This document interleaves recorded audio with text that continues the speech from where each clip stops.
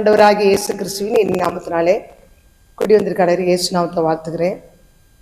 இந்த வேளையிலும் 3 யோவான் 1 அதிகாரம் 2 வசனத்திலே, பிரியமானவனே, உன் ஆத்மா வாழ்வது போல நீ எல்லாவற்றிலும் வாழ்ந்து சுகமா இருக்க வேண்டுகிறேன் என்று சொல்லுகிறான். இதை பார்த்தீங்கன்னா, இது எழுதிய யோவான் பட்டணம் தோறும் பிரயாணம் பண்ணி ஊழியம் செய்து வந்த உத்தம ஊழியனை ஏற்று அவர்களை உபசரித்து ஆதரிப்பதை பாராட்டி பேசப்பட்டுள்ளதை பார்க்கிறோம். காயு இப்பொழுது தானியேலை பற்றி நாம் பார்க்க போகிறோம். தானியேலும் பிரியமானவனே என்று சொல்லி அவன் நற்சாட்சி பெற்றவனாய் காணப்படுகிறான். இப்பொழுது தானியேலை பற்றி பார்க்கும் பொழுது தானியேல் பிரியமானவன் என்று போற்றப்படுகிறான். போற்றப்படுவதற்கு காரணம் என்ன என்று சொன்னால், தானியேல் தன் தீட்டுப்படக்கூடாதபடிக்கு தன்னை பரிசுத்த ஜீவியத்தை காத்துக் கொள்கிறதை பார்க்கிறோம். அதாவது பரிசுத்தத்துல தானியேல் தான் தீட்டுப்படக்கூடாது என்று தன் இருதயத்திலே தீர்மானம் பண்ணி கொண்டான். தானியேல் 1 அதிகாரத்துல 8 வசனத்தில் பார்க்கும் பொழுது, தன்னை தீட்டுப்படுத்தக்கூடாதபடி தன்னை பரிசுத்தமாய் காத்துக் கொள்ளுகிறதை பார்க்கிறோம். அல்லேலூயா. அப்படி அவன் தன்னை பரிசுத்தமாய் காத்துக் கொள்கிறான். அல்லேலூயா. ராஜ போஜனத்தினால் தன்னை தீட்டுப்படுத்தக்கூடாதபடி தன்னை காத்துக் கொள்கிறான். நம்முடைய வாழ்க்கையில நாம் பரிசுத்தத்தை காத்துக்கொள்ள வேண்டும். எத்தனையோ ஃப்ரெண்ட்ஸுகள் நமக்கு இருக்கலாம். அவங்க சரியான விதத்துல, சில ஃப்ரெண்ட்ஸுகள் சரியில்லாதவங்க இருப்பாங்க. அவங்க சில பேர் என்ன சொல்லுவாங்க, இதை சாப்பிடுன்னு சொல்லுவாங்க. ட்ரிங்க்ஸோ ஏதோ ஒரு காரியத்தை தேவனுக்கு பிரியமில்லாத அதை என்ன பண்ணணும், அதுல விலகி ஓடுவர்களா இருக்கணும். அவர் ராஜ போஜனத்தினால் தன்னை தீட்டுப்படுத்தல் ஆகாது என்று சொல்லி தன்னை காத்து கொள்கிறான். நம்ம எந்த சூழ்நிலை இருந்தாலும் பரிசுத்தத்தை காத்து கொள்ளணும். தேவனுக்கு பிரியமில்லாத காரியங்களை விட்டு விலகி ஓடுவர்களாய் காணப்பட வேண்டும். அல்லேலூயா, அல்லேலூயா. ராஜ போஜனத்தினால் தன்னை தீட்டுப்படுத்தாதபடி காத்து கொள்ளுகிறதை பார்க்கிறோம். நாமும் அப்படியாக நம்மளை காத்து கொள்ளுகிற எந்த சூழ்நிலையில் நம்மளை பரிசுத்தத்தை காத்து கொள்ளக்கூடியவர்களாய் காணப்பட வேண்டும் என்று வேதம் சொல்லுகிறது. அல்லேலூயா. அதே போல பாத்தீங்கன்னா, யோசேப்பு கூட பாருங்க, அவன் போத்திபார் மனைவி அவனை பரிசுத்த குலைச்சலுக்கு பார்க்கும் பொழுது அவன் சொல்லுகிறான், நீ அவருடைய மனைவியா இருக்கிறனால எல்லாத்தையும் எனக்கு ஒப்பு கொடுத்திருக்கிறாரு எஜமான், ஆனா நீ அவருடைய மனைவியா இருக்கிறனால உன்னை எனக்கு ஒப்பு கொடுக்கலன்னு சொல்லி நீ அவருடைய மனைவி என்று சொல்லி தன் பரிசுத்தத்தை காத்து கொண்டு ஓடுகிறான். அல்லேலூயா. அதுபோலதான் அந்த தானியேல் ராஜ போஜனத்தினால் தன்னை தீட்டுப்படுத்தல் ஆகாது என்று சொல்லி அவன் விலகி போகிறதை பார்க்கிறோம். நம்மளோட வாழ்க்கையில பரிசுத்தம் ரொம்ப அவசியம். இந்த கடைசி காலத்துல வாழ்கிறோம். அநேக பரிசுத்தம் இல்லாமல் வாழ்கிறார்கள். தெரிந்து கொள்ளப்பட்ட பிள்ளைகள் கூட இந்த நாளிலே பரிசுத்தம் இல்லாமல் செல்போன் நோண்டுறதும், தேவனுக்கு பிரியமில்லாத காரியங்களை செய்கிறதும், சினிமாவுக்கு போறதும், பின்மாற்றத்துல போற நிறைய பேர் இருக்கிறாங்க. தெரிஞ்சுக்கங்க, நிறைய மக்கள் தேவனுடைய அன்பை விட்டு பின்வாங்கி போற உலகத்தை நோக்கி ஓடுகிற பிள்ளைகளாய் ஆகிவிட்டாங்க.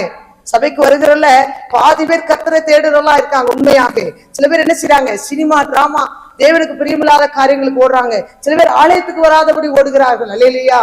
ரொம்ப ஜாக்கிரதையா வாழ வேண்டும். பிசாசு நம்மளை வஞ்சிக்காதபடி, நம் நிக்கிறவங்க விழுந்து விடாதபடி நம்மளை காத்துக்கொள்ள வேண்டும். பரிசுத்த ஜீவியத்தை காத்துக்கொள்ள வேண்டும். அல்லேலூயா. கண்கள்ல பரிசுத்தம் இருக்கணும், இருதயம் பரிசுத்தமா இருக்கணும், சிந்தையில பரிசுத்தமா இருக்கணும். கால்கள் போக வேண்டாத இடத்துக்கு, தேவனுக்கு பிரியமில்லாத இடத்துக்கு போகக்கூடாது. வாயின் வார்த்தைகள் பரிசுத்தமா, கெட்ட வார்த்தை வராமல் பாதுகாத்துக் கொள்ள வேண்டும். சிலர் வாயை திறந்தா என்ன செய்வாங்க, கெட்ட வார்த்தைகளா பேசுவாங்க. அல்லேலூயா. அந்த மாதிரி நம்ம வாழ்க்கையில பரிசுத்த ஜீவியத்தை காத்துக்கொள்ளும் பொழுது நம்மளையும் கர்த்தர் பார்த்து என்ன செய்வார், பிரியமானவனே, உன் ஆத்மா வாழ்வது போல எல்லாவற்றிலும் வாழ்ந்து சுகமா இருக்க வேண்டும் ஆண்டு நம்மளை வாழ்த்துவார். அல்லேலூயா, அல்லேலூயா. அடுத்தது பாருங்க, 2வதாக தானியேல் 6 அதிகாரம் 10 வசனத்துல, தானியேல் தன் தேவனை நோக்கி ஒழுங்காக ஜெபிக்கிற ஒரு மனுஷனாய் இருந்தான். ஜெபம் கேட்கப்பட்டது. 3 வேளையும் ஜெபிக்கிறவனாய் காணப்பட்டான் தானியேல் பாருங்க, அவரோட ஜீவியத்திலே ஜெப வாழ்க்கையிலே கரெக்டாக இருந்தான். அதாவது பத்திரத்துக்கு கையெழுத்து போட்டுட்டார், சிங்கக்கேபிலே போடுவதற்கு உத்தரவு வந்து விட்டது. அவன் அதை பார்க்காதபடி எப்பொழுதும் போல தேவனை நோக்கி ஜெபிக்கிற மனுஷனா இருந்தான். ஜெபிக்கிற மனுஷனா இருந்ததுனால கர்த்தர் அவன் சிங்கத்தின் வாய்க்கு விலக்கி பாதுகாத்து, சிங்கத்தின் வாயை கட்டி போட்டு பாதுகாத்தார் என்று பார்க்கிறோம். நம்மளோட வாழ்க்கையிலையும் ஜெபிக்கிற ஒரு மனுஷனா இருக்க வேண்டும். அல்லேலூயா. 3 வேளையும் ஜெபிக்கணும். என்னோட வாழ்க்கையெல்லாம் பாத்தீங்கன்னா, ஆதி நாட்கள்ல ஒரு 1/4 மணி நேரம் 1/2 மணி நேரம் ஜெபித்து கொண்டிருந்தேன். நான் ரட்சிக்கப்பட்ட புதுசுல ஆதி நாட்கள்ல. அதுக்கப்புறம் பாத்தீங்கன்னா என்ன ஜெப ஜீவியம் 1 மணி நேரம் 2 மணி நேரம். இப்ப பாத்தீங்கன்னா நாள் முழுவதும் ஜெபத்துல இருந்தா நல்லா இருக்கும் தான் இருக்கும். இல்லையா? ஜெப வாழ்க்கையில எந்த நேரம் தேவ சமூகத்துல ஜெபித்திருந்தா நல்லா இருக்குன்னு சொல்லி அப்படிப்பட்ட ஒரு வாஞ்சை தாகம் நமக்குள்ள வந்து விட்டது. இல்லையா? அதுபோல நம்மளோட வாழ்க்கையில ஜெபிக்கிற மனுஷரா இருக்க வேண்டும். எப்பொழுதும் வேலை செய்து கொண்டே இருக்கலாம் இல்லையா. ஆனா வேலை செய்து கொண்டே இருந்தா தேவனுடைய அன்பை ஆசீர்வாதத்தை இழந்துருவோம் இல்லையா. எப்போ பார்த்தாலும் வேலை இருந்துட்டே தான் இருக்கும். பெண்களா இருக்கட்டும் ஆண்களா இருக்கட்டும் ஏதோ ஒரு வேலை இருக்கும். ஆனா அந்த வேலை நிமித்தம் வேலைகள்லாம் செய்து விட்டு கரெக்டான நேரத்துல ஜெப நேரத்தை அதிகப்படுத்தணும். அதிகாலையில் இருட்டோடு எழுந்து ஜெபிக்கணும் இல்லையா. ஒரு 5 மணி 4 மணிக்கு சில பேர் ஆவியான எழுப்பிடுவார். என்னடா நாட்கள்லாம் ஆவியான என்ன செய்வார், 2 மணி 3 மணிக்கு 1 மணிக்கெல்லாம் எழுப்பிடுவார். அப்ப ஏன் உட்காந்து எல்லாம் விடுதலையா ஜெயிப்போம். அதே போல காலையில துதி ஆராதனை 5 மணி to 6 வச்சிருக்கோம். அதுல எல்லாம் நாங்க என்ன பண்ணுவோம், தேவனை துதித்து ஆராதிப்போம் இல்லையா. அதுக்கடையில பாத்தீங்கன்னா காலையில பிரேயர் முடிஞ்சோடனே குடும்ப ஜெபம் பண்ணுவோம். குடும்ப ஜெபம் என்ன பண்றோம், நாங்கள் கணவன் மனைவியா உட்காந்து குடும்ப ஜெபம், பிள்ளைகள்லாம் கல்யாணம் பண்ணி கொடுத்துட்டோம், நாங்க 2 தான் இருக்கிறனால 2 பேரும் குடும்ப ஜெபம் பண்ணுவோம். அப்ப பாத்தீங்கன்னா குடும்ப ஜெபம் பண்ணி முடிச்சோன்னா ஒரு 11 o'clock போல பாத்தீங்கன்னா தனி ஜெபத்துக்கு உட்காந்துருவேன். நம்ம சபைக்கு வர்றவங்களுக்காக, யாரெல்லாம் போன்ல என்கிட்ட ப்ரேயர் பண்ணிக்கிறாங்களோ அவங்களுக்காக, தேசத்துக்காக, எல்லா காரியத்துக்காக கண்ணீரோட அந்த 11 மணிக்குன்னு உட்காந்தனா ஒரு 2 மணி வரைக்கும் உட்காந்து ஜோமன் தேவ சமூகத்துல இருந்து எனக்கு அதே போதாது. சில சமயங்கள்ல அந்த சமூகமே நம்ம பேரானந்தமா இருக்கும். சில பாடல்கள் பாடுவோம், தேவ பிரசன்னத்தினால் நிரப்பப்படுவோம், சில வார்த்தைகள் கர்த்தர் நம்மளோடு பேசுவார் அல்லேலூயா. கர்த்தர் சமூகத்துல சில காரியங்களை கேட்போம். அது மாதிரிலாம் தேவனோடு உறவாடக்கூடிய நாட்களை நேரத்தை அதிகப்படுத்த வேண்டும் அல்லேலூயா. அப்புறம் பாத்தீங்கன்னா 11 மணிக்கு ஜெபம் பண்ணதுக்கு அப்புறம் ஈவினிங் மறுபடியும் பிரேயர்ல உட்காந்துருவேன். ஒரு 6 மணி ஆனா பிரேயர்ல உட்காந்துனா ஒரு 8 மணிக்கு தான் எழுந்திருப்பேன். அவருக்கு டிஃபன் கொடுக்கும்போது. அப்ப நம்ம வாழ்க்கையில ஜெப வாழ்க்கை ரொம்ப ரொம்ப அவசியம். நம்ம ஜெபிக்கும் போது சில வெளிப்பாடுகளை கர்த்தர் கொடுப்பார். ஒரு மனுஷன் ஜெபிக்கிறவனா இருந்தாதான் தீர்க்கதரிசன வார்த்தை கரெக்டா சொல்ல முடியும். நல்லா தெரிஞ்சுங்க, தீர்க்கதரிசியா இருக்கிற ஒரு மனுஷன் தேவ சமூகத்திலே காத்திருந்து ஜெபிக்காமல் ஒரு தீர்க்கதரிசனம் சொல்ல முடியாது இல்லையா. தேவ சமூகத்திலே காத்திருக்கும் பொழுது அநேக வெளிப்பாடுகளை கொடுப்பார். கிருபை வரங்கள் வல்லமைகள் செயல்படும் அல்லேலூயா. ஜெபிக்காம போய் நம்ம ஒரு செய்தி கொடுக்க முடியாது, ஜெபிக்காம போய் ஒரு பாடல்கள் பாட முடியாது அல்லேலூயா. எவ்வளவுக்குள்ள நம்ம ஜெபிக்கிறோமோ, தேவ பிரசன்னத்தில் நிரப்பப்படுகிறோமோ, அப்பொழுது கர்த்தர் பெரிய காரியங்களை செய்வார் அல்லேலூயா. எந்த ஒரு காரியத்துக்கு போறதுக்கு முன்னாடியும் தேவ சமூகத்துல ஜெபித்து விட்டு போவோம். அப்ப அந்த காரியங்களை கர்த்தர் கையில எடுத்து நிறைவேற்றி கொடுக்கிறதை அநேக தடவை பார்த்திருக்கிறோம். இதுவரைக்கும் இந்த நிமிஷம் வரைக்கும் கர்த்தர் நம்மளோட வாழ்க்கையில பெரிய காரியங்களை நம்மளோட வாழ்க்கையை செய்து வருகிறார் அல்லேலூயா. அப்ப 3 வேளையும் ஜெபிக்கிறவனா இருந்தான் தானியேல். எப்படி காணப்பட்டா, அவனுக்கு சிங்கக்கவில கொடுக்க உத்தரவு வந்துருச்சு. அதை பார்த்து அவன் சோர்ந்து போகல. நம்ம மக்கள் என்ன செய்யறாங்கன்னா, ஒரு பிரச்சனை என்று சொன்னா ஜெபத்தை அப்படியே நிறுத்திடுறது. ஆண்டவரை கைவிட்டாரு, ஓவரா பிரச்சனை சிஸ்டர், எங்க வீட்டுக்கார் பயங்கரமா பேசுறாருன்னு சொல்லுவாங்க, பிள்ளைங்க கீழ்ப்படியது இல்லைன்னு சொல்லுவாங்க. அதுக்கெல்லாம் நம்ம என்ன பண்ணணும், தேவ சமூகத்துல பிள்ளைகளுக்காக ஒரு உத்தரவாதம் எடுத்து ஜெபிக்கணும், கணவருக்காக ஜெபிக்கணும். இப்படி ஜெபிக்கும் பொழுது தேவன் என்ன செய்வார் தெரியுங்களா, பிள்ளைகளுக்குள்ள கிரியை செய்வார், கணவனுக்குள்ள கிரியை செய்து கணவனுக்குள்ள மாற்றத்தை உண்டு பண்ணுவார் அல்லேலூயா. அவர்கிட்ட பேசுறதுனால மாற மாட்டார் அல்லேலூயா. நம்ம அவருக்காக ஜெபிக்கும் பொழுது தேவன் நம்மளோட வாழ்க்கையில பெரிய காரியங்களை செய்ய வல்லமையுள்ளவரா இருக்கிறார். என்னோட வாழ்க்கையில பாத்தீங்கன்னா, எங்க வீட்டுக்கார் பயங்கர சிகரெட், அதாவது நிறைய செயின் ஸ்மோக்கர், அவர் நல்ல சிகரெட் குடிப்பாரு. அப்படிப்பட்டவர் திருமணம் ஆன பொழுது எனக்கு ரொம்ப நமக்கு சிகரெட்டே குடிக்காத, தண்ணியோ சிகரெட்டை குடிக்காதா வரணும்னு நினைச்சோம். தண்ணி அடிக்க மாட்டார், சிகரெட் நல்லா குடிப்பார். அப்ப நான் என்ன பண்ணுவேன், சிகரெட் குடிக்கிறாரா அமைஞ்சிச்சுன்னு சொல்லி மேரேஜ் அன்னைக்கே நான் கொஞ்சம் கவலைப்பட்டேன். ஆனா வந்துட்டு எனக்கு ஒவ்வொரு நாளும் ஜெபம் பண்ணுவேன், அவருக்காக ஜெபம் பண்ணுவேன். அவர்கிட்ட நான் சொல்லி பார்த்தேன், நீங்க சிகரெட்டு குடிக்காதீங்க, நுரையீரல் பாதிக்கப்பட்டுரும், அப்புறமேட்டுக்கு நீங்க போயிட்டீங்கன்னா நாங்க பிள்ளைகளை வச்சுட்டு வழி நடத்துறது கஷ்டம் அப்படின்னு சொல்லிலாம் சொல்லுவேன். அதெல்லாம் அவர் காதிலே விழாது. என்ன நம்ம சொல்லி யாரையும் திருத்த முடியாது. அப்புறம் ஒரு நாள் பாத்தீங்கன்னா, எங்க பெரியக்கா என்னுடைய நேரு மூத்தக்கா வீட்டுக்கு புண்ணியர்ச்சனைக்கு போயிருந்தோம், வீடு கிரக பிரவேசத்துக்கு போயிருந்தோம். அப்போதைக்கு அக்கா வந்துருந்து நீங்க வந்துருங்க அப்படின்னு சொல்லி கூப்பிட்டுருந்தாங்க. அப்புறம் நாங்கள் போயிருந்தோம்.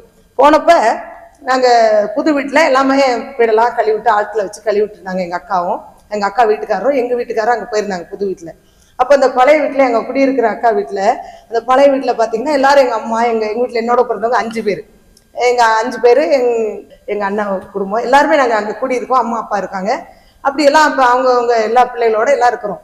அப்ப எங்க அக்கா கேட்டாங்க, இது வந்து 25 வருஷத்துக்கு முன்னாடி நடந்த கதையை நான் சொல்றேன் இல்லையா. இன்னைக்கு அவர் ரட்சித்து கர்த்தர் அபிஷேகித்து அவர் எனக்கு ஊழியத்துக்கு உற்றத்தனையாய் கர்த்தர் வைத்திருக்கிறார். அது பெரிய பாக்கியம் இல்லையா. எனக்கு உதவியா இருக்கிறார் அவர், என் கணவரை கர்த்தர் உதவியா எனக்கு வச்சிருக்காரு இல்லையா.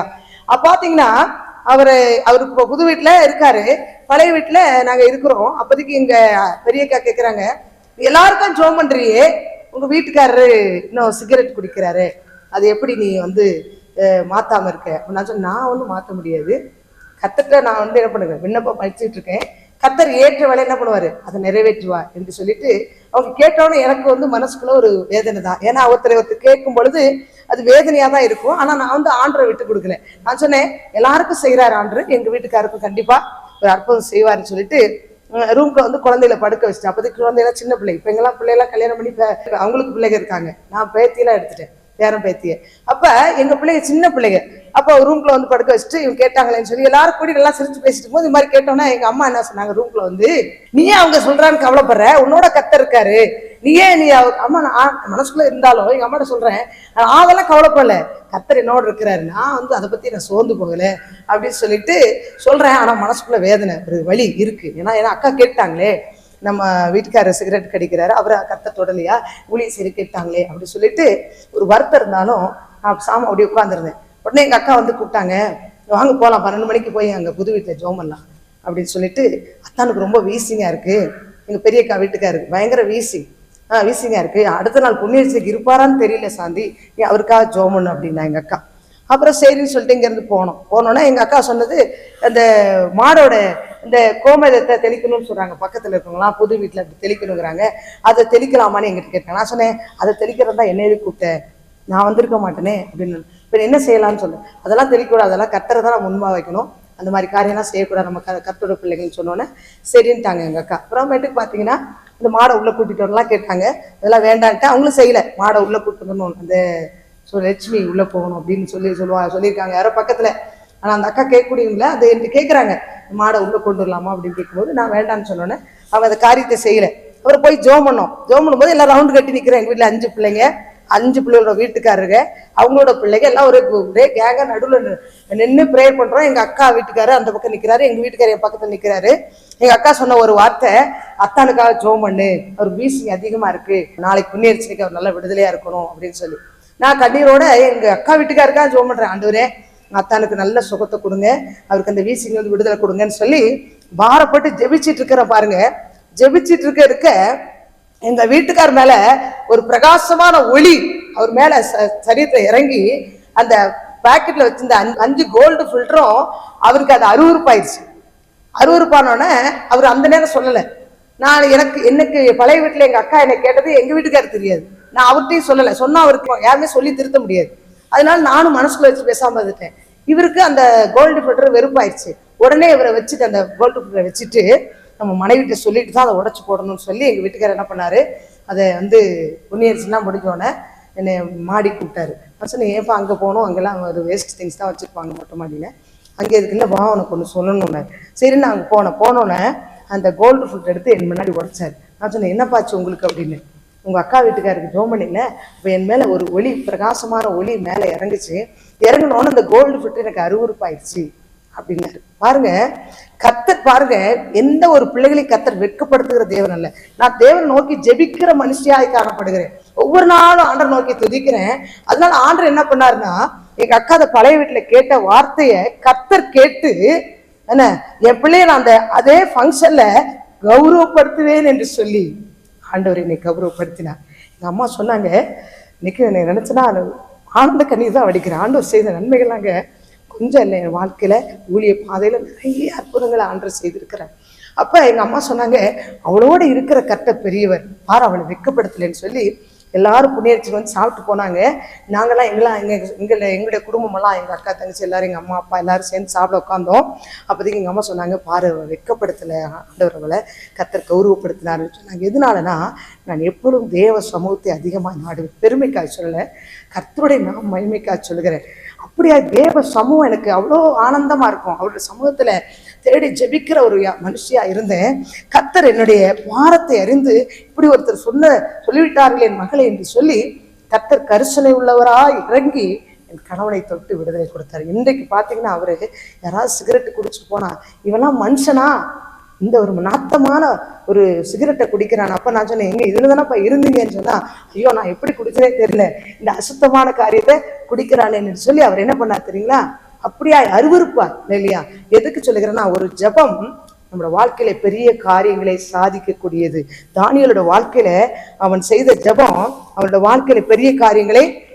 சாதித்த சிங்கத்தின் வாயை கட்டி கர்த்தர் தானியேலை தப்புவித்தார் என்று பார்க்கிறோம். அல்லேலூயா. 3 வேளையும் ஜெபித்தான். அல்லேலூயா.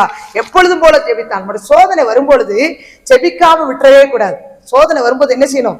அதிகமாய் நாம் ஜெபிக்கிறவர்களா இருக்கும் பொழுது கர்த்தர் நம்முடைய வாழ்க்கையிலே பெரிய காரியங்களை செய்ய வல்லமையுள்ளவராய் இருக்கிறார். அடுத்து தானியேல்ல 2ஆம் அதிகாரம் 19 பார்க்கும் பொழுது தானியேல் தேவனை ஸ்தோத்திரிக்கிறவனாய் காணப்பட்டான். எப்பொழுதும் ஸ்தோத்திரம் பண்றவனாய் இருக்கிறான். இல்லையா? நம்முடைய வாழ்க்கையில ஸ்தோத்திர பலிகள் 1000 புக்கு கொடுத்துருக்காங்க. யாரெல்லாம் நம்ம ஸ்தோத்திரம் பண்றோம் யோசித்து பாருங்க. ஸ்தோத்திரம் பண்ணணும். கர்த்தர் செய்த நன்மைகளுக்கெல்லாம் ஸ்தோத்திரம் பண்ணணும். ஆண்டவரே, எங்களை உண்டாக்குனதுக்காய் ஸ்தோத்திரம், உருவாக்கினதுக்காய் ஸ்தோத்திரம், தாயின் கருவில தெரிந்து கொண்டதுக்காய் ஸ்தோத்திரம், எங்களை ஒவ்வொரு நாளும் போஷிக்கிறதுக்காய் ஸ்தோத்திரம், கொடுத்த ஆயுசு நாட்களுக்காய் ஸ்தோத்திரம் என்று சொல்லி ஒவ்வொன்றுக்கும் ஸ்தோத்திர பலி செலுத்துறலா இருக்கணும். அல்லேலூயா.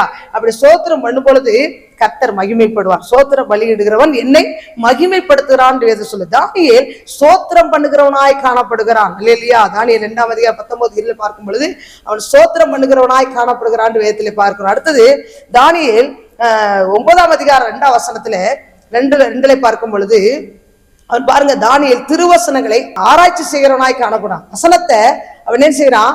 ஆராய்கிறவனாய் காணப்படுகிறான். ஆராய்ச்சி செய்கிறான். அந்த வசனத்தை தியானிக்கிறவனாக ஆராய்கிறவனாய் காணப்படுகிறான். இல்லையா?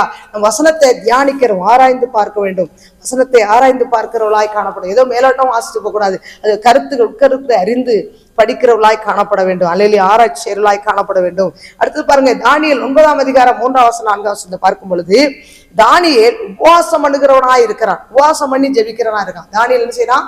உபவாசம் போட்டு ஜெபிக்கிற ஒரு மனுஷனாய் காணப்படுகிறான். இல்லையா? நான் உபவாசம் போடுகிறோமா யோசித்து பாருங்க. இந்த நாள்ல நாங்கள் இப்பதான் உபவாசத்தை நேற்றோட முடிச்சோம். 40 நாள் முடிச்சோம். இல்லையா?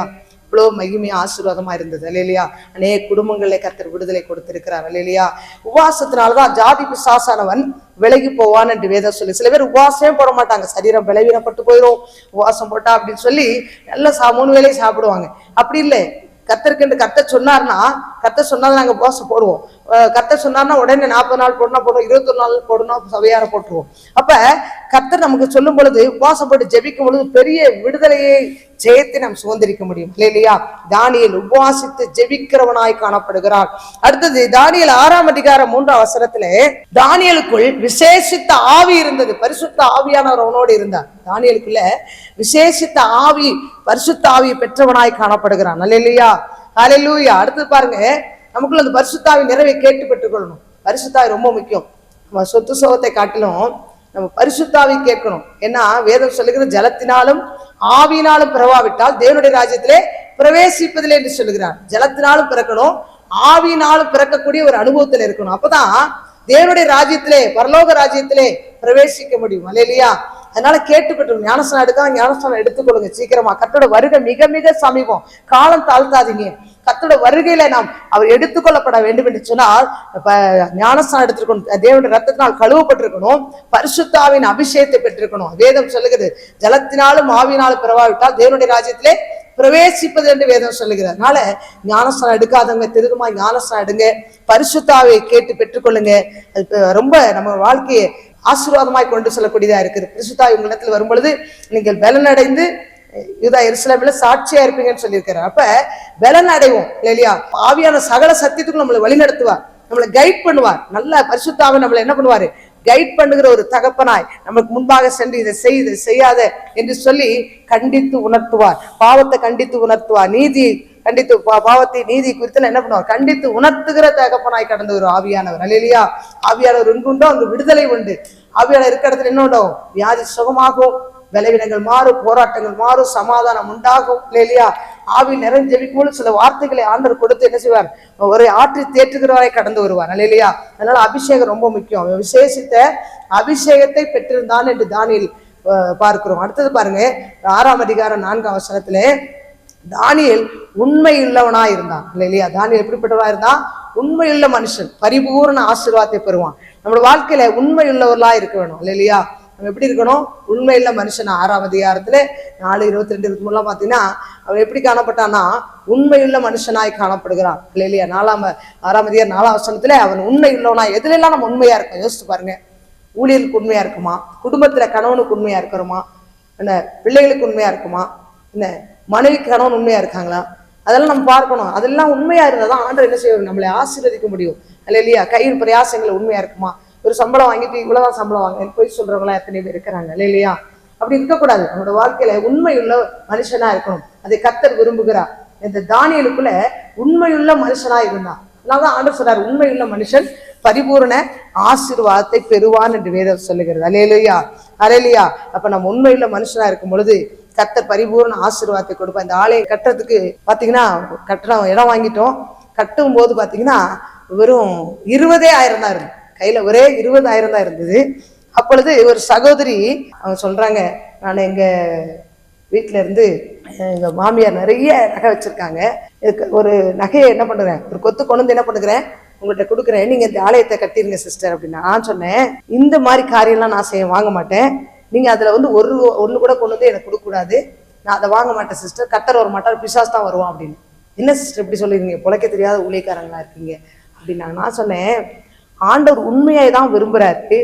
என்ன கர்த்தர் இப்படி ஆண்டவர் வந்து கட்டணும்னு சித்த வச்சிருந்தாருன்னா அவர் சொல்லியிருக்காரு, இடத்த வாங்கினவரோட கட்டுறதுக்கு ஆட்களை எழுப்புவேன், உன் தேவைகளை சந்திப்பேன்னு சொல்லியிருக்காரு.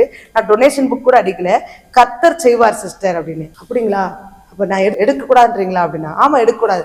அப்ப நான் ஒரு தப்பு பண்ணிட்டேன் சிஸ்டர். நாங்க என்னன்னு சொன்னேன், நான் எங்க மாமியாரோட செயின்ல இருந்து நான் ஒரு செயின் எடுத்து அந்த நகைக்கடையில கொடுத்து வேற ஒரு செயின் புதுசா எடுத்துட்டேன்.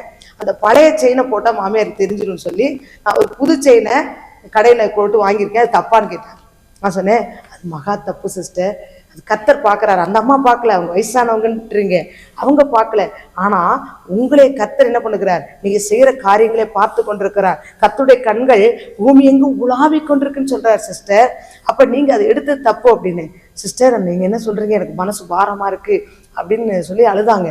அப்ப நான் சொன்னேன், நீங்க வந்து என்னை கேட்டதுனால நான் உங்களோட பாவத்தை நீங்க என்ன பண்ணிட்டீங்க, மறைக்காம சொன்னீங்க, சொன்னதுனால நான் வந்து இந்த மாதிரி தவறுன்னு சொன்னோன்னு நீங்க அழுது ஒப்பு கொடுக்குறீங்க. நீங்க ஒப்பு கொடுத்து ஜெபம் பண்ணுங்க, கண்டிப்பா கர்த்தரே செய்வாரு, மன்னிக்கிற தேவனாய் கடந்து வருவார்னு சொன்னேன். அதுக்கப்புறம் அவங்க என்ன புதுசா எடுத்துட்டு வந்தாங்க கடையில, அதை வந்து மறுபடியும் அதுல கொண்டு வச்சா மாமியார் பார்த்து சத்தம் போடுவாங்கன்னு சொல்லி அழுகுறாங்க. அப்ப நான் சொன்னேன், நீங்க ஒப்பு கொடுத்துப்பீங்க ஆண்டவரே, நான் செய்த மகா தவறு, அவங்கள ஏமாத்திட்டேன், இப்படி பண்ணிட்டேன் ஆண்டவரே, நான் உண்மையெல்லாம் போயிட்டேன் அப்படின்னு சொல்லி ஒப்பு கொடுத்து ஜெபிங்க அப்படின்னோடனே ஒப்பு கொடுத்து ஜெபம் பண்ணாங்க. எதுக்கு சொல்லுகிறேன்னா, நம்ம எப்படி வேணாலும் பணக்காரலாம் ஆகலாங்க, ஆனா தேவனுக்கு அது பிரியமா இருக்குமா என்பது கூடாத காரியம். தெரிஞ்சுக்கங்க, நம்ம எப்படி வேணாலும் வசதி வாய்ப்பு தேடலாம், எப்படி வேணாலும் காணிக்கு மக்கள் கொண்டு கொடுக்குறேன்னு நினைக்கலாம், அது எப்படிப்பட்ட விதத்துல கொடுக்குறாங்கன்றதை பார்த்து தான் நான் வாங்குவேன் இல்லையா. அது தேவனுக்கு பிரியமில்லாதுன்னு நான் வேண்டான்றேன் இல்லையா. அவங்க ஒரு கொத்து நகை கொண்டு வந்து நீங்க ஆலய கட்ட வச்சுக்கோங்க, கொண்டு தரேன் அப்படின்னு வாயில தான் சொன்னாங்க, கொண்டு வரல, வாயில தான் சொன்னாங்க. சொன்னோன்னு சொன்னேன், சிஸ்டர் அது மாதிரிலாம் கொண்டு வந்துடாதீங்க, தயவுசெய்து நான் வாங்க மாட்டேன் அப்படின்னு சொல்லிட்டு. அப்போ அவங்க அதை கொண்டு வரல. எதுக்கு சொல்லுகிறேன்னா, அதனால நான் வந்து அதுல முன்மாதிரியா இருந்தனால அவங்க பாவத்தை கண்டிச்சு அவங்களை திருத்த முடியும். நானே சரியில்லாம இருந்தேன்னா அவங்க பாவத்தை கண்டிக்க முடியாது இல்லையா. நான் உண்மை இல்லைன்னு வச்சுங்களேன், அவங்கள நான் வந்து இது மாதிரி செய்தது தவறுன்னு நான் சொல்ல முடியாது. நம்ம ஒரு ரோல் மாடலா இருக்கணும், எப்பொழுதுமே நம்ம ஒரு ரோல் மாடலா இருக்கணும் இல்லையா. தானியேல் பாருங்க, உண்மை உள்ளவனா இருந்தான் இல்லையா. அதனாலதான் ஆண்டவர் அவனை பிரியமானவே என்று சொல்லியிருக்கிறார் இல்லையா. உண்மை உள்ளவனா இருந்தான் இல்லையா. நாமளும் நம்மளோட வாழ்க்கையில வேலை ஸ்தலத்துல உண்மையா இருங்க, குறைஞ்ச வருமானமா இருந்தாலும் உண்மையா இருங்க இல்லையா. அப்ப ஆண்டவர் பார்த்து என்ன பண்ணுவாரு, உங்களை உயர்த்துகிற தேவனா அவர் கடந்து வருவார். நீங்களா உயரணும்னு நினைச்சீங்கன்னா கீழே போயிடுவீங்க.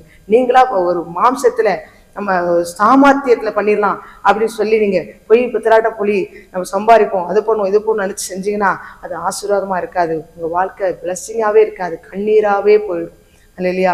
அது சாபமாய் போய்விடும் இல்லையா.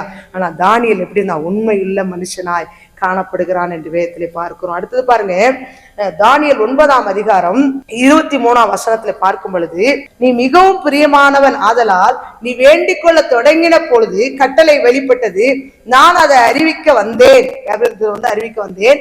இப்பொழுது சொல்லுகிற வார்த்தையை நீ கவனித்து கேட்டு தரிசனத்தை அறிந்து கொள் என்று சொல்லுகிறான். அப்ப நீ மிகவும் பிரியமானவன் என்று கேப்ரியல் தூதன் மூலமாக கர்த்தர் அவனுக்கு வெளிப்பட்டார் என்று சொன்னா, நம்முடைய வாழ்க்கையிலும் நம்ம தேவனுக்கு பிரியமுள்ள பிள்ளைகளாய் வாழ்ந்தோம் என்று சொன்னால், உங்களை என்னை பார்த்து கர்த்தர் என்ன செய்ய, பிரியமானவளே என்று, பிரியமானவனே என்று சொல்லி அவர் நம்மளை வாழ்த்துக்கிறவராய் இருக்கிறாங்க இல்லையா.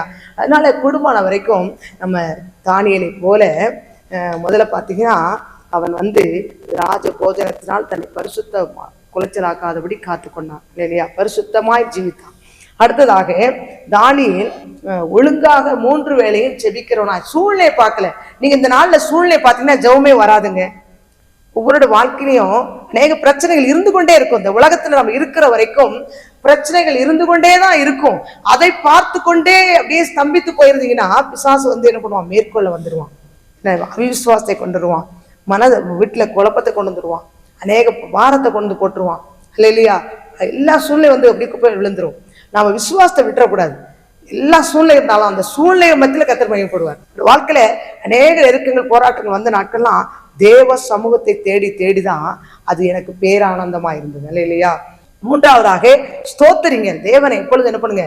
ஸ்தோத்திரம் செலுத்துங்க. கிச்சன்ல போய் சமையல் பண்ணும்போதே கத்தா இது கொடுத்து காய் ஸ்தோத்திரம், மட்டும் நடத்தின காய் ஸ்தோத்திரம் அப்படின்னு சொல்லி, இந்த சிலிண்டர் கொடுத்த காய் ஸ்தோத்திரம்டா, இந்த அரிசி கொடுத்த காய் ஸ்தோத்திரம், ஏதாவது ஒரு காரியத்தை சொல்லி ஸ்தோத்திரம் பண்ணுங்க. ஆண்டவர்கிட்ட இந்த கிருபை கொடுத்தீங்களே, என்னை தெரிந்து கொண்டீங்களே ஸ்தோத்திரம், ஆண்டவர் என்னை நடத்தி வரீங்களே ஸ்தோத்திரம், என்னை ஊழியத்துல பயன்படுத்தி வரீங்களே ஸ்தோத்திரம் அப்படின்னு அடிக்கடி என்ன பண்ணுங்க? நடக்கும்போது போகும்போது ஸ்தோத்திரம் பண்ணுங்க. ஸ்தோத்திரம் பலியிடுகிறவன் தேவனை மகிமைப்படுத்துறான். தேவனை மகிமைப்படுத்தும் போது நமக்கு சில ஆசீர்வாதத்தை கர்த்தர் வைத்திருக்கிறார். அடுத்தது பாருங்க, தானியேல் திருவசனத்தை ஆராய்கிறவனா இருக்கிறார். வசனத்தை ஆராய்ந்து பாருங்க. அதிக நேரம் தேவ சமூகத்துல உட்கார்ந்து வசனத்தை ஆராய்கிறலாய் காணப்படுங்க. அடுத்தது தானியேல் உபவாசம் பண்ணுகிறவனாய் காணப்படும். உபவாசம் போட்டு ஜெபிங்க. நாங்களாம் அடிக்கடி உபவாசம் போட்டு ஜெயிப்ப கர்த்தர் நான் மகிமைக்காக சொல்லுகிறேன். அடிக்கடி 21 நாள் போடுனா போட்டுருவோம் சபையா, 40 நாள் போடுனா போட்டு 40 நாள் நேத்தோட முடிஞ்சது போட்டு ஜெபித்தோம். கர்த்தர் அப்படியாக வழி நடத்தி வருகிறார். இல்லையா? உபவாசம் போடும் சில சத்துருடைய கோட்டைகள் தகர்க்கப்படும். நம்முடைய வாழ்க்கையில நல்ல விடுதலையோடு ஜெபிக்கக்கூடிய கிருபைகளை தருவார். அநேகர் டெலிவரன்ஸ் ஆவாங்க. அநேகர் புதுசா இந்த கர்த்தருக்குள்ள வருவாங்க. அநேக காரியங்கள் நடக்கும். உபவாசம் போட்டு ஜெபிக்கும் போது தடைகள்லாம் நீங்கும், கட்டுகள் நீங்கும், பலவீனங்கள் மாறும், போராட்டங்கள் மாறும். இல்லையா? அடுத்து பாருங்க, தானியேலுக்குள் விசேஷித்த ஆவி இருந்தது. கர்த்தருடைய பரிசுத்த ஆவியை அவன் பெற்றவனாய் காணப்படும். நீங்களும் பரிசுத்த ஆவியை கேட்டு பெற்றுக்கொள்ளுங்க. அது ரொம்ப முக்கியம். பரிசுத்த ஆவியில் நிறைஞ்சு ஜெபிக்கும் போது அதுல இருக்கிற ஆனந்தம் வேற எதுலையுமே இல்லைங்க. நம்ம கூடி ஜெபித்து ஆவியில் நிரம்புறோம் பாருங்க, அதுல என்னன்னா உலகம் கொடுக்கூடாத ஒரு சந்தோஷம் நம்மளை நிரப்புறதை நம்ம பார்க்க முடியும். இல்லையா? எல்லா கவலைகளும் போயிடும், எல்லா பாரங்கள் நீங்கிரும். இல்லையா? தேவன் நம்மளோட இருக்கிற தைரியம் உண்டாயிடும். இல்லையா? அடுத்து பாருங்க, அவன் உண்மையிலாம் இருந்தான். நம்ம வாழ்க்கையில எல்லா சூழ்நிலையும் உண்மையா இருங்க. கடைசி காலத்துல வாழ்கிறோம். உண்மை உள்ள மனுஷன் தான் பரிபூர்ண ஆசீர்வாதம் பெற முடியும். வாயின் வார்த்தைகள்ல உண்மை இருக்கும். சில பேர் உண்மையா இருக்கும், உண்மைக்குன்னு உண்மையா இருக்க மாட்டாங்க சில பேர்லாம். இல்லையா? நம்ம உண்மையா இருந்து பழகணும். வாயில சொல்றது மட்டும் உண்மை இல்லை, நம்ம வாழ்க்கையில நடைமுறையில உண்மையா நடக்கிறவங்களா இருக்கணும். வெளியில என்ன பண்ணுவாங்க? வெள்ளடிக்கப்பட்ட கலரை போல என்ன செய்வாங்க? வெளியில தோற்றத்துக்கு நல்லா இருப்பாங்க, உள்ளத்துல என்ன பண்ணுவாங்க? பொய் பித்தனாட்ட புழுவரெல்லாம் இருப்பாங்க. அப்படி இருக்கவே கூடாது. நம்ம உண்மை இல்லாம இருந்தோம்னா கர்த்தர் அதை இருக்கிறார். அதாவது ஆண்டு என்ன சொல்றாருன்னா, உண்மை இல்லாம பொய் சொல்றவங்க நாவை அறுத்து போடன்னு சொல்லி வேதம் சொல்லுகிறது. அப்போ உண்மையுள்ள மனுஷன் பரிபூர்ண ஆசீர்வாதத்தை பெறுவான்னு சொல்லி, உண்மையா இருந்தோம்னா கர்த்தரை பரிபூர்ண ஆசீர்வாதத்தை கொடுக்கிற தேவனாய் கடந்து வருவார். அடுத்து பாருங்க, அவன் மிகவும் பிரியமானவன் என்று கேபிரியேல் தூதனால் புகழப்படுகிறதை பார்க்கிறோம். இல்லை சொல்லப்படுகிறதை பார்க்கிறோம். நம்மளோட வாழ்க்கையிலும் நம்ம கரெக்டா இருந்தோம்னா கர்த்தர் நம்மளை பார்த்து என்ன செய்வார்? பிரியமானவனே, உன் ஆத்மா வாழ்வது போல நீ எல்லாவற்றிலும் வாழ்ந்து, 3 யோவான்ல சொல்லப்பட்டிருக்கல, பிரியமானவனே உன் ஆத்மா வாழ்வது போல எல்லாவற்றிலும் வாழ்ந்து சுகமாயிருக்க வேண்டுகிறேன் என்று சொன்னது போல உங்களையும் கர்த்தர் அப்படியாக வாழ்த்த விரும்புகிறார். ஜெபிப்போம். தகப்பனே, இந்த வேலைக்காக நன்றியோடு நாங்கள் ஸ்தோத்திரிக்கிறோம். தானியேல் அப்படியாய் தகுதியுள்ளவனாய் இருந்தான். அவன் பிரியமானவனே என்று சொல்லி ஆண்டவரே நற்சாட்சி பெற்றான். ஆண்டவரே, அது போல இந்த நாளிலே இந்த செய்தியை கேட்கிற ஒவ்வொரு பிள்ளைகளும் ஆண்டவரே நீங்க சொல்லணும் அப்பா. கேபிரியேல் தூதன் மூலமாய் சொன்னது போல ஆண்டவரே, தானியேலுக்கு சொன்னது போல நம்முடைய பிள்ளைகளுக்கு கர்த்தாவே நீர் பார்த்து பிரியமானவனே என்று சொல்ல முடியாது, பிரியமானவளே என்று சொல்ல முடியாது. எல்லாவற்றிலும் நமக்கு பிரியமுள்ள பிள்ளைகளாய் செபிக்க, பரிசுத்தத்தை காத்துக்கொள்ள 3 வேளை செபிக்கிற பிள்ளைகளாக, தேவ ஆவியை பெற்ற பிள்ளைகளாக, உண்மையுள்ள பிள்ளைகளாக, ஆண்டவரே அப்பா ஸ்தோத்திரிக்கிற பிள்ளைகளாக, ஆண்டவரே அப்பா உம்மை துதிக்கிற ராஜா, வேதத்தை ஆராய்கிற பிள்ளைகளாக ராஜா, ஆண்டவரே அப்பா உம்முடைய பிள்ளைகள் காணப்பட ஆவியான கிருபை செய்வீராக ராஜா. என் நாமத்தினால எதை கேட்டாலும் செய்வேன் என்று சொன்னீங்களே, திருமணமாகாத பிள்ளைகளுக்கு நல்ல வரனை ஆயத்தப்படுத்தி எதிர்காலத்தை ஆசீர்வதிங்க. குழந்தை பாக்கி இல்லாத பிள்ளை குழந்தை பாக்கித்தாங்க. கடன் பிரச்சனையோடு இருக்க பிள்ளை கடன் பிரச்சனை விடுதலை கொடுங்க. குடும்பத்திலே சமாதானத்தை இழந்திருக்க பிள்ளைகளுக்கு சமாதான பிரபுவா இறங்கும்படியாய் செபிக்கிறோம். அற்புதத்தை நீ செய்யுங்கப்பா. கண்ணீரை களிப்பாய் மாற்றுங்க, துக்கத்தை சந்தோஷமாய் மாற்றும்படியா நாங்கள் செபிக்கிறோம். ஆண்டவரே, செய்தியை கேட்கிற ஆண்டவரே, டிவிக்கு முன்பாக நின்று யாரெல்லாம் அந்த செய்தியை கேட்கிறாங்களோ உங்களை எல்லாம் ஆசீர்வதிங்க. தானியேலை போல மாற்றுங்க, தானியேலை போல மாற்றுங்க. இவர்களை பார்த்து நீங்க பிரியமானவளே பிரியமானவனே என்று சொல்லும்படியான ஒரு ஸ்லாக்கியத்தை ஒவ்வொரு இயேசுவின் நாமத்தினாலே பெறுவார்களாக. நம்முடைய நாமத்தினாலே ஆசீர்வதிக்கிறோம். துதி கன மகிமை யாவற்றையும் நமக்கு செலுத்துகிறோம். மீட்பர் இயேசுவின் நாமத்தில் ஜெபிக்கிறோம் எங்கள் ஜீவனுள்ள பிதாவே, ஆமென்.